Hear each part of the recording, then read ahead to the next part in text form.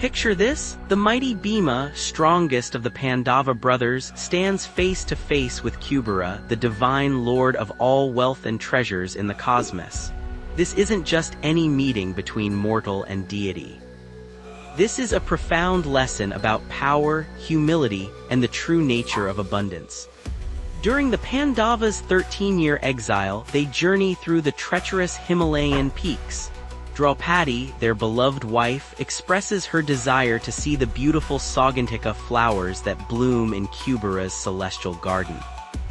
These aren't ordinary flowers. They possess divine fragrance that can transport one's soul to higher realms of consciousness.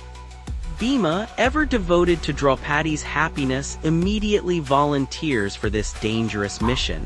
His confidence stems from his incredible strength. After all, he's the son of Vayu, the wind god. He's defeated demons, lifted mountains, and crushed enemies with his bare hands. What could possibly challenge the mighty Bhima? As Bhima ventures deeper into the mystical territories, he encounters Hanuman, his divine brother, who tries to teach him humility. But Bhima's determination remains unshaken. He presses forward, driven by love for Draupadi and confidence in his own abilities. Finally, Bhima reaches Kubera's magnificent garden. The sight before him defies description. Golden trees stretch toward the heavens, their branches heavy with jeweled fruits. Crystal streams flow with water that sparkles like liquid diamonds, and there, blooming in ethereal beauty, are the coveted Sagantika flowers. Without hesitation, Bhima begins plucking the flowers. His actions disturb the cosmic harmony of this sacred space. The garden's guardian spirits immediately alert Kubera to this unprecedented intrusion. Kubera appears before Bhima in all his divine glory. His form radiates wealth and prosperity. Precious gems adorn his celestial body. His presence commands respect from all beings across the three worlds. Yet here stands a mortal casually picking flowers from his private garden. "Who dares enter my domain without permission?" Kubera's voice resonates with divine authority.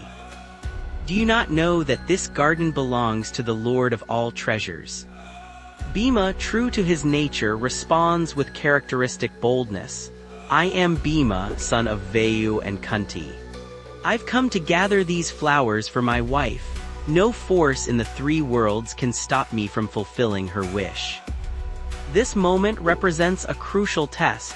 Kubera could easily destroy Bhima with a mere thought. Instead, he chooses to teach.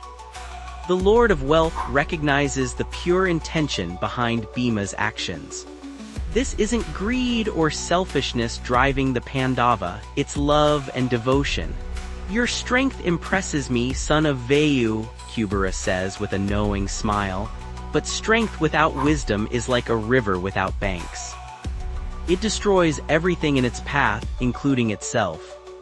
Kubera then reveals a profound truth about wealth and abundance. True wealth isn't about possessing treasures. It's about understanding when to give, when to receive, and when to simply appreciate beauty without claiming ownership. The deity explains that the Sagantika flowers represent more than mere beauty. They symbolize the divine gifts that come to those who approach life with proper dharma. These blessings cannot be taken by force, no matter how strong one might be. They must be received with gratitude and humility. Bhima, for perhaps the first time in his life, feels genuinely humbled. Not by superior strength, but by superior wisdom. He realizes that his approach, while motivated by love, lacked the reverence due to divine forces. "Forgive my ignorance, Lord Kubera," Bhima says, bowing deeply.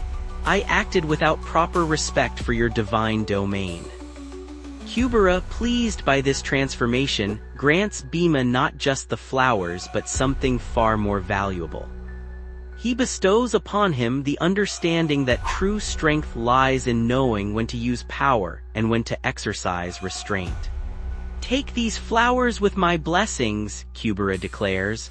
"But remember this lesson: the greatest wealth is wisdom. the strongest person is one who controls their own desires. The most beautiful treasure is a heart filled with devotion. Bhima returns to his brothers and Draupadi, carrying not just the fragrant Saugandhika flowers, but a transformed perspective on strength, wealth, and divine grace. This encounter teaches us that even our greatest abilities must be tempered with humility and respect for the cosmic order. In our modern lives, this story reminds us that true abundance comes not from taking what we want, but from approaching life's treasures with gratitude, wisdom, and proper understanding of our place in the greater cosmic dance.